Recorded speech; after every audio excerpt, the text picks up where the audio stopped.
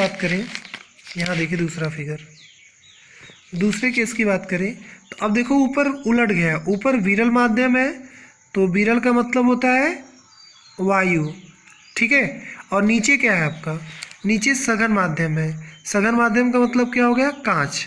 अब देखो यहाँ पे जब उलट गया तो जैसे आपतित किरण आपतन बिंदु पर गिरती है यानी कांच पे, तो ये टकराने के बाद जैसे ही दूसरे माध्यम में प्रवेश करती है ये अभिलंब की ओर देखो झुक जा रही है, यानी कांच में प्रवेश करने पर यह अभिलंब की ओर थोड़ा सा टेढ़ा दिखाई देता है यानी झुक जाता है। ठीक, तो देख लो, आने वाली किरण को हम लोग क्या कहेंगे, आपतित किरण, जाने वाली किरण को क्या कहेंगे, अपवर्तित किरण, और ऊपर क्या है आपका विरल माध्यम, नीचे सघन, सघन का मतलब ये नीचे पूरा कांच या वाटर मान सकते हो, जल, और ऊपर मतलब वायु है पूरा, और ये क्या आपका अभिलंब है। ठीक है, तो ये था सेकेंड केस, यानी इसमें दो केस अप्लाई होते हैं। पहला कि जब प्रकाशीय किरण सघन माध्यम से विरल माध्यम में प्रवेश करे, और दूसरा विरल माध्यम से सघन माध्यम से। तो जैसे ही सघन माध्यम से विरल माध्यम में जाएगा ये अभिलंब की ओर झुक जाता है।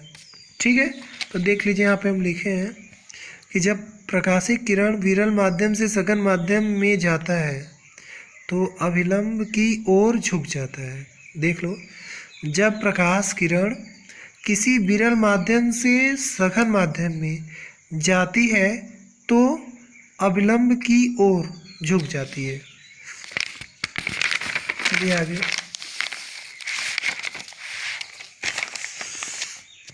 ये देखिए प्रकाश के अपवर्तन के नियम।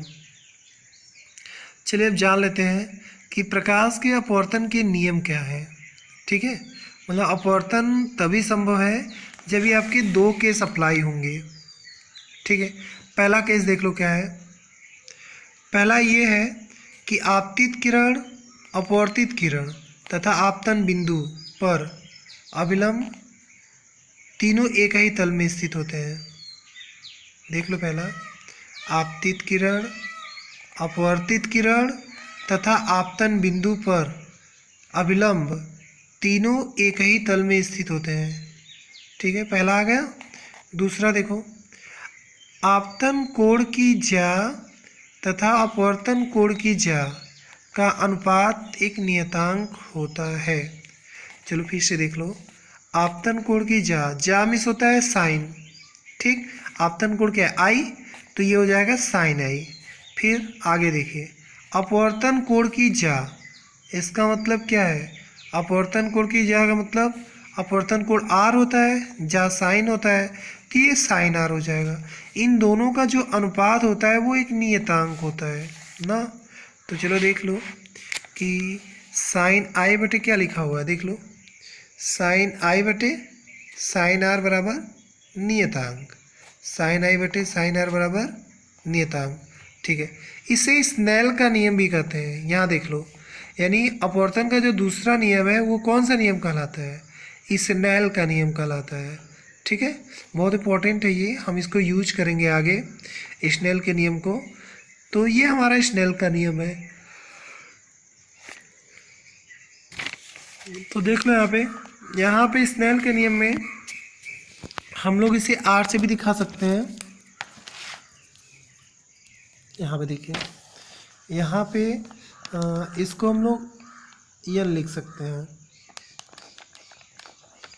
ठीक है, यानी नियतांक इसमें हम लोग अपवर्तनांक एन से दिखा सकते हैं। यहाँ पे देख लो, दिख रहा है, हाँ, इसे हम लोग एन से भी प्रदर्शित करते हैं, ये वाला एन, तो एन से प्रदर्शित करते हैं, एन को अपवर्तनांक कहते हैं। ठीक है, आगे आ जाओ, नेक्स्ट टॉपिक पे बात करते हैं। ये देखिए हमारा अपवर्तनांक है कि अपवर्तनांक किसे कहते हैं हम लोग, तो अपवर्तनांक को एन से दिखाते हैं, अपवर्तनांक को किससे दिखाते हैं, एन से। चलिए यहाँ पे डिफिनीशन पहले पढ़ लें। तो देख लो यहाँ पे, निर्वात में प्रकाश की चाल, यानी निर्वात में प्रकाश की चाल को सी से दिखाते हैं आगे, तथा उस माध्यम में प्रकाश की चाल, यानी उसी माध्यम में, जिस माध्यम में प्रकाश निर्वात में चल रहा है, उसी माध्यम में प्रकाश की चाल को भी से दिखाते हैं, और इन दोनों का अपवर्तनांक जो होता है, इन दोनों की जो अनुपात होती है वो n के बराबर होती है, यानी अपवर्तनांक के बराबर होती है। चलो देख लो कि n बराबर c अपान भी। c क्या है? निर्वात में प्रकाश की चाल। भी क्या है? माध्यम में प्रकाश की चाल। n क्या है? अपवर्तनांक है। तो देखो इसका मतलब क्या है कि अगर मान लेते हैं कि c का मान आपको दिया ही रहेगा, c तो फिक्स होता है, निर्वात में प्रकाश की चाल सबसे अधिक होती है, 3 × 10⁸ मीटर प्रति सेकेंड। तो हमें तो इतना तो पता ही है कि n बराबर क्या होगा? c अपान भी। c का मान पता है। तो बच्चों यहाँ पे देखो 2 बचा हुआ है, n बचा हुआ है और भी। तो अब इन दोनों में से किसी एक का ही मान निकालना पड़ेगा हमें ना। तो अगर n का मान पूछेगा तो हमें भी का दिया होगा और भी का निकालना होगा, तो n c के बटे में चला आएगा। ठीक है, चलिए आगे चलते हैं। अब ये हमारा टॉपिक क्लियर हो गया, 2 टॉपिक। और अब आगे हम लोग पढ़ते हैं कि वास्तविक गहराई एवं आभासी गहराई। देख लो ध्यान से, वास्तविक गहराई एवं आभासी गहराई क्या होता है। ठीक है, चलो देखो यहाँ पे फार्मूला। ये जो ANL लिखे हुए हैं, हम ध्यान से देख लो यहाँ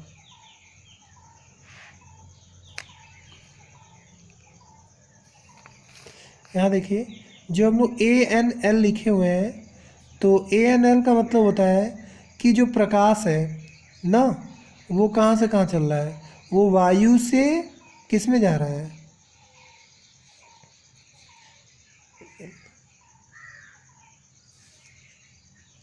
वायु से वाटर में जा रहा है, मतलब लिक्विड में। ठीक है, लिक्विड में वाटर ले सकते हैं। तो ए से एयर होता है, तो ANL का मतलब है कि वायु से मतलब लिक्विड में जा रहा है। और जहाँ पे n आपका अपवर्तनांक है, तो देखो फार्मूला क्या होगा। n बराबर फार्मूला होगा कि वास्तविक गहराई बटे आभासी गहराई। यानी अगर आपको वास्तविक गहराई दिया हो, आभासी गहराई दिया हो, तो आप लोग निकाल सकते हैं कि वायु इससे इसके सापेक्ष जा रही है। ठीक है, तो अब यहाँ पे देखो कि वास्तविक गहराई बटे क्या? आभासी गहराई। तो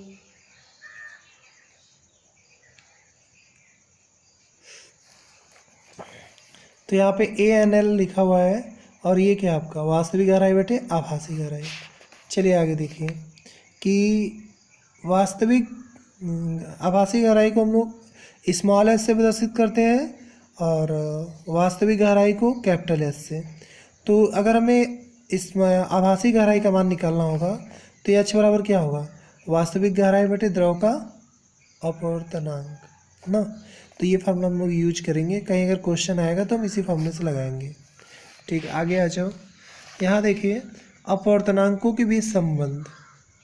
ठीक है, चलिए अपवर्तनांकों के बीच संबंध के बारे में बात करते हैं हम लोग कि कैसे हम लोग इसको सॉल्व करेंगे। तो आ जाइए अब यहाँ पे।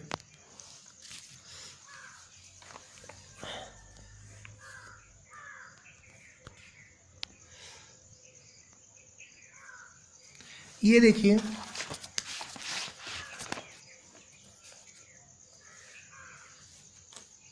यहाँ पे ये हमारा ये माध्यम है, और ये कौन सा माध्यम है? ये वायु है। और ये क्या है आपका? ये मान लेते हैं आपका ग्लास है, यानी ग्लास मतलब होता है कांच। ठीक है, आप ध्यान से देखो कि जब प्रकाश वायु से किस में आएगा? ग्लास में। तो इसके लिए हम लोग क्या लेंगे कि ANG। ठीक है, लेकिन जब ग्लास से वायु में जाएगा तब ये GN हो जाएगा। ठीक है, चलो अब स्नेल का नियम लगाते हैं। तो स्नेल का नियम क्या कहता है? स्नेल का नियम कहता है कि जब हम लोग वायु से ग्लास में आएंगे, तो स्नेल का नियम क्या हो जाएगा? sin I बटे sin R बराबर ANG। ठीक है, दूसरे में क्या है? जब उलट जाएगा तो ये क्या हो जाएगा? sin R बटे sin I बराबर क्या? GNA। अब इन दोनों का आपस में गुणा करो तो देखो यहाँ पे क्या होगा? ये हो जाएगा GNA गुणे ANG। ठीक है, और जब गुणा करेंगे तो ये पूरा कट के कितना आएगा? 1 आ जाएगा। देख लो, जैसा कि हमने यहाँ पे लिखा है, जब ये 1 आ जाएगा तो इसको अगर इसके बटन में भेजेंगे तो हमें यही मिलेगा। यानी ये एक अपवर्तनांकों में संबंध हो गया कि जब प्रकाश क्या हो रही है, अगर आपको दे दे कि वायु के सापेक्ष कांच का अपवर्तनांक, और तो पूछेगा कांच के सापेक्ष वायु का बताओ, कांच के सापेक्ष वायु का अपवर्तनांक बताओ। अब आगे आ जाओ। इसी प्रकार अगर 3 माध्यम है तो देखो प्रकाश पहले किस में जाएगी, 3 माध्यम का मतलब क्या, वायु हो गया, ग्लास हो गया, और क्या, जल हो गया, यानी वाटर हो गया। तो यहाँ पे देखने में पता चल रहा है कि जैसे ही प्रकाश क्या होगी, वायु से किस में जाएगी, ग्लास में जाएगी, ठीक है, फिर ग्लास से जल में जाएगी, और फिर जल से किस में आएगी, वायु में आएगी। तो देखो इसी प्रकार हम इन तीनों में भी रिलेशन दिखा सकते हैं और इस पर क्वेश्चन भी लगा सकते हैं हम लोग, ठीक है। तो चलो उसके बारे में और आगे पढ़ते हैं, हम लोग क्वेश्चन लगाते हैं।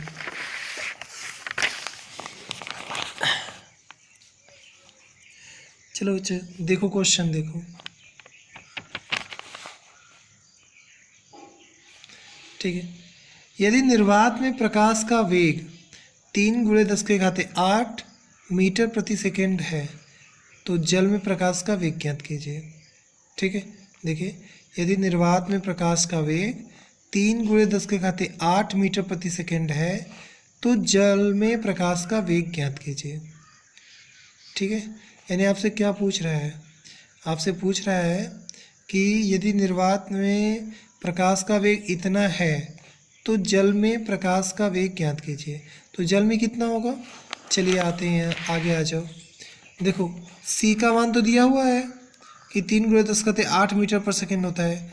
इसमें देखो n का भी मान दिया हुआ है 4/3, ठीक है, यानी अपवर्तनांक इसका दिया है 4/3।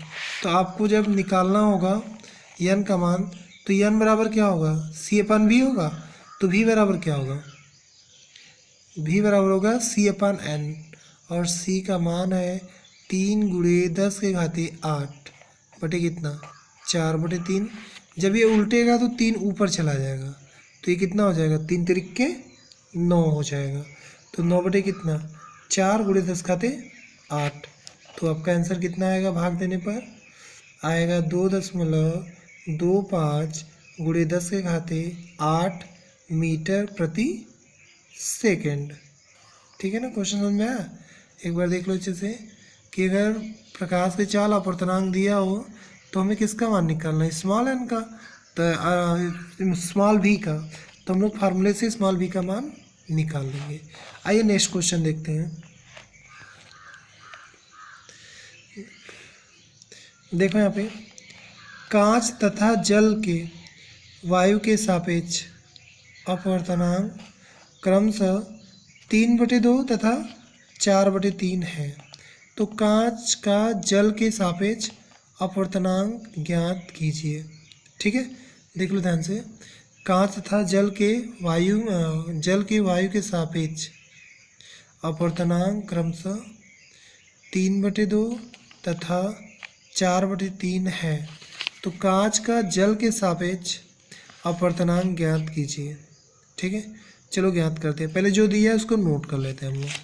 तो दिया क्या है, यहाँ पे देख लो, आपको दिया है जल के सापेक्ष वायु का अपवर्तनांक, यहाँ पे देख लो, जल के सापेक्ष वायु का अपवर्तनांक, और यहाँ पे अरे कांच के सापेक्ष वायु का है और ये जल के सापेक्ष वायु का है। तो यहाँ पे जल के सापेक्ष वायु का कितना है, 4/3, और कांच के सापेक्ष का 3/2। तो चलो यहाँ पे फार्मूला लगाते हैं, जो हम लोग ये वाला फार्मूला। तो देखिए फार्मूला क्या है, WNG बराबर ANG बटे ANW, ठीक है।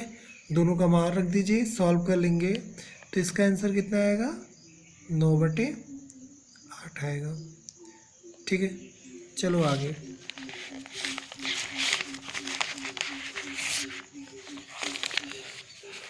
प्रकाश के अपवर्तन पर आधारित कुछ घटनाएं, ठीक है। चलो अब अपवर्तन जो प्रोसेस हम लोग पढ़े हैं उस पर कुछ घटनाओं के बारे में हम लोग डिस्कस करते हैं, ठीक है। ये घटनाएं कौन सी हैं, आइए देखते हैं। चलो देखो ध्यान से। पहला है रात्रि में तारों का टिमटिमाना। ठीक है, तो देखो रात्रि में जो तारे टिमटिमाते हैं उनका मेन कारण क्या है? अपवर्तन है। और टिमटिमाने का जो कारण है वो आपका ताप पे निर्भर करता है। उनका ताप जो होता है हमेशा चेंज होता रहता है, इसलिए वो आसमान में हमें टिमटिमाते हुए नज़र आते हैं। ठीक है, तो अगर आपसे कहीं एग्जाम में पूछ ले कि तारों का रात्रि में टिमटिमाना किस कारण पर आधारित है, यानी किस घटना पर आधारित है, तो किस घटना पर आधारित होगा? ये आपका है अपवर्तन पे। ठीक है, नेक्स्ट आ जाओ। नेक्स्ट क्या है? सूर्य का वास्तविक सूर्योदय से पहले, यानी सूर्य का निकलने से पहले और डूबने से पहले, ठीक है, क्या दिखाई देना? लाल दिखाई देना या सिंदूर कलर का दिखाई देना, ये है। तो चलो बच्चों जानते हैं कि जो सूर्य होता है वो डूबते और उगते समय कैसे आपको लाल दिखाई देता है, ठीक है, या फिर कैसे आपको सिंदूर कलर का दिखाई देता है। चलो बात करते हैं। हम लोग जानते हैं कि कलर में सबसे अधिक तरंगदैर्घ्य, यानी रंगों में सबसे अधिक तरंगदैर्घ्य जो होता है वो आपका लाल रंग का होता है। किसका होता है? लाल रंग का। और हम ये भी अच्छी तरीके से जानते हैं कि जिसका तरंगदैर्घ्य सबसे अधिक होगा वो हमें दूर से ही दिखाई देगा। कहाँ से दिखाई देगा? दूर से दिखाई देगा।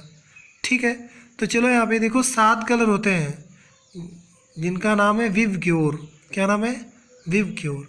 तो बैगनी होता है, इंडिगो होता है, और ब्लू होता है, ठीक है, ग्रीन होता है, येलो होता है, और ऑरेंज होता है, और फिर रेड होता है। तो हम लोग जानते हैं कि वायलेट जो होता है वो ज़्यादा फैल जाता है और हमें दूर से दिखाई नहीं देता है। तो इसलिए सूर्य जो होता है, पृथ्वी का आकार जो होता है कुछ चिपटा हुआ है, यानी बीच में दबा हुआ है, किनारों पे फैला हुआ है। तो अब ये बताओ कि जब शाम को सूर्य डूबेगा और उगेगा तो हमारी निगाहों से क्या होगा? बहुत दूर होगा। और जब ज़्यादा दूर होगा तो रिफ्लेक्शन के कारण केवल हमें लाल रंग ही हमारे आंखों तक पहुंच पाएगा, बाकी कलर रास्ते में आते आते क्या हो जाएंगे? गायब हो जाते हैं। तो इसलिए जो सूर्य होता है वो उगते और डूबते समय में कैसा दिखाई देता है? लाल दिखाई देता है। ये भी अपवर्तन का ही कारण है। किसका कारण है ये? अपवर्तन का कारण है। चलिए नेक्स्ट देख लो। पानी से भरा तालाब अपेक्षाकृत कम गहरा दिखाई देता है। हाँ देखिए, ये भी अपवर्तन का कारण है कि हम लोग देखते हैं कि जो पानी का तालाब होता है और जो पानी का बना होता है टंकी, उसमें अगर हम लोग देखते हैं तो टंकी का जो तल होता है वो हमें जैसे लगता है ऊपर की ओर दिखाई दे रहा है। तो ये अपवर्तन के कारण ऐसा होता है। या तो आप जल में, नेक्स्ट एग्जांपल है, अगर आप जल में एक पेंसिल डाल दीजिए तो आप देखेंगे कि जो पेंसिल होगा वो थोड़ा टेढ़ा मुड़ा हुआ प्रतीत होगा। कैसा होगा? हाँ, मुड़ा हुआ प्रतीत होता है। तो जब मुड़ा हुआ प्रतीत होगा तो ये भी अपवर्तन का ही एक कारण है। ठीक है, तो बच्चों हम लोगों ने क्या पढ़ा? प्रकाश के अपवर्तन पर आधारित कुछ घटनाओं के बारे में पढ़ा, जिसमें से मैंने 5-6 घटनाएं आपको बता दिया। ठीक है, तो अब नेक्स्ट हम लोग देखते हैं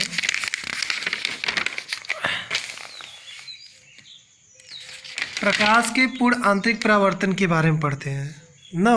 नेक्स्ट टॉपिक है हमारा प्रकाश का पूर्ण आंतरिक परावर्तन। क्या है? प्रकाश का पूर्ण आंतरिक परावर्तन, या फिर इसे क्रांतिक कोण पढ़ना है। तो चलिए यहाँ पे पहले हम लोग फिगर की बात करते हैं। देख लीजिए यहाँ पे, ये हमारा फिगर है। ठीक है, तो इस फिगर में देखो हम लोग 3 कंडीशन यूज किए हैं।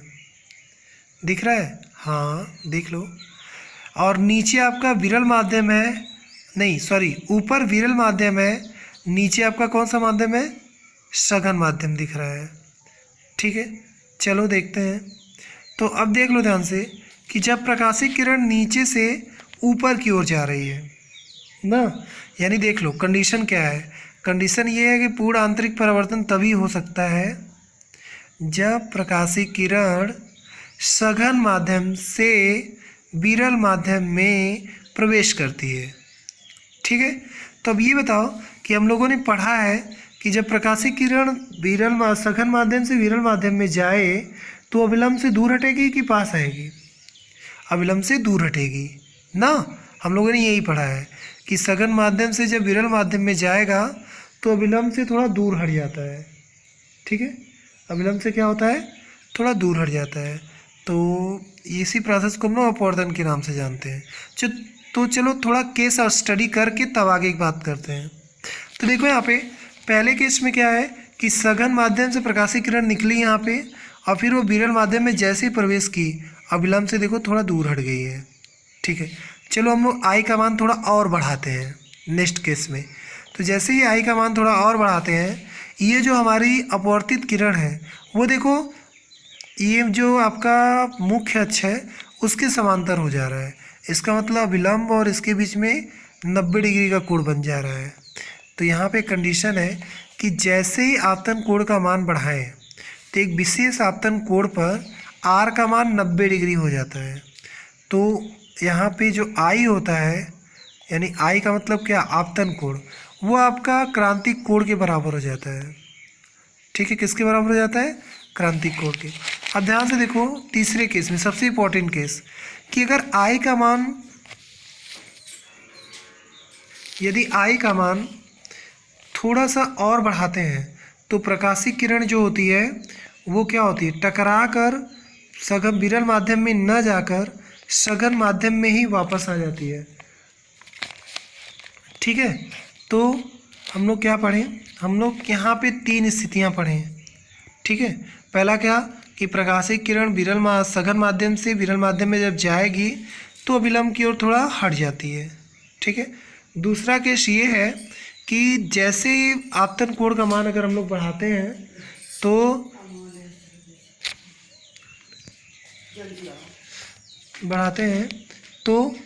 आई बराबर, जैसे ही आर का मान 90 डिग्री होता है तो आई जो होती है वो सी के बराबर हो जाती है।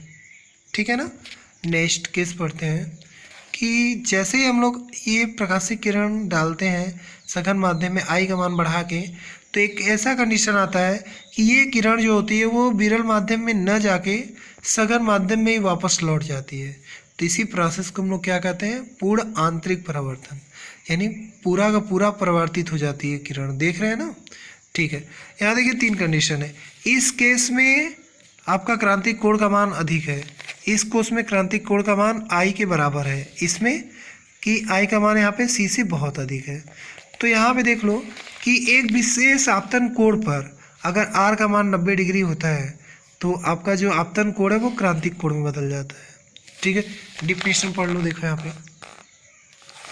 कि सघन माध्यम में वह आपतन कोण जिसके लिए विरल माध्यम में अपवर्तन कोण सम कोण के बराबर हो जाता है।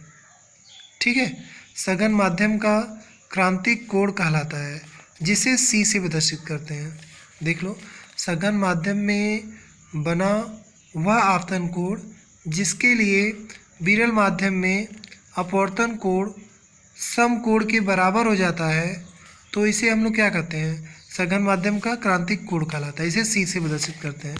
चलो इसका फार्मूला देख लेते हैं। देखो यहाँ पे फार्मूला क्या होगा?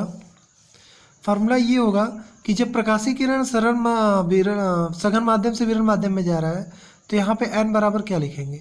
लिखेंगे साइन आर बटे साइन आई। ठीक है, अब ये देखो कि जब आई का मान सी के बराबर होता है तो आर कितने डिग्री का हो जाता है? 90 डिग्री का हो जाता है। रखते हैं, देखो तो ये हो जाएगा n बराबर साइन 90 डिग्री बटे साइन सी। ठीक है, अब बताओ साइन 90 का मान कितना हम लोग जानते हैं? तो हम लोग जानते हैं कि साइन 90 का मान जो होता है वो आपका 1 होता है। कितना होता है? 1 होता है। तो ये बताओ n बराबर कितना हो गया? 1 बटे साइन सी।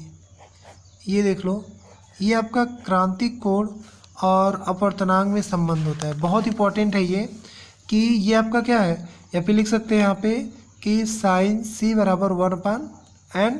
तो सी बराबर क्या हो जाएगा? ये हो जाएगा साइन इनवर्स, यानी साइन इधर से उधर जाएगा तो इनवर्स हो जाता है बटे n। अब यहाँ पे ये फार्मूला आपको मिल गया।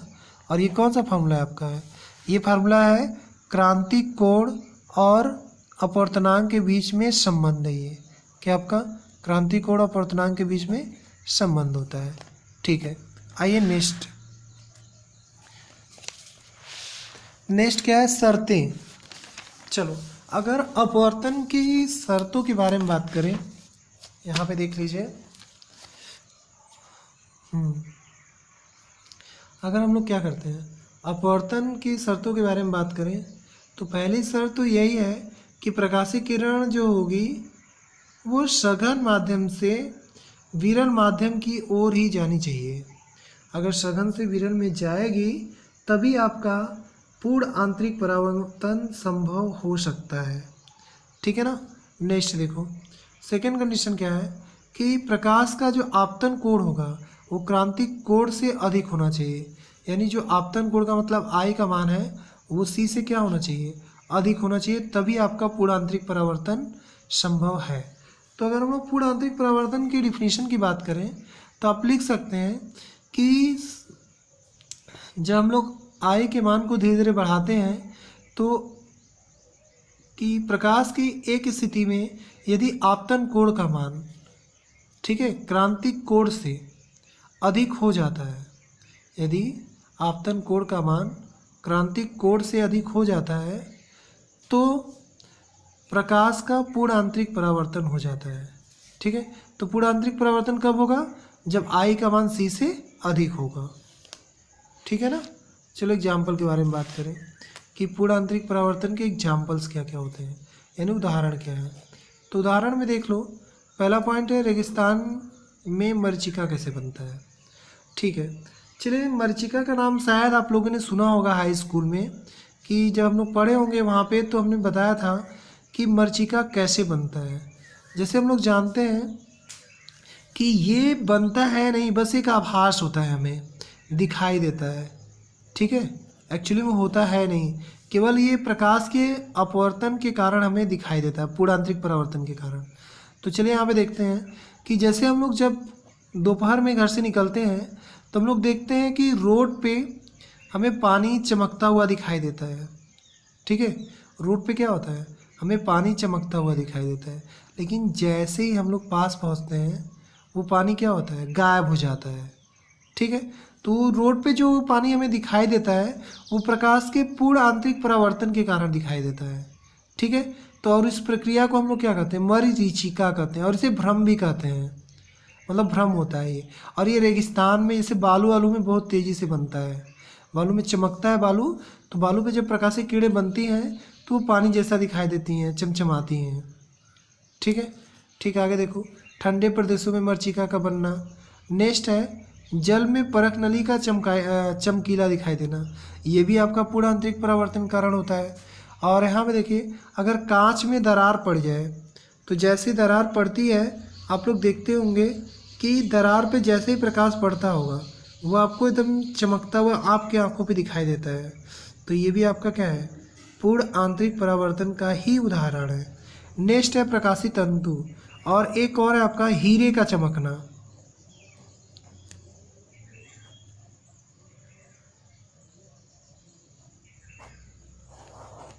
ठीक है, चलो देखो यहाँ पे हीरा कैसे चमकता है।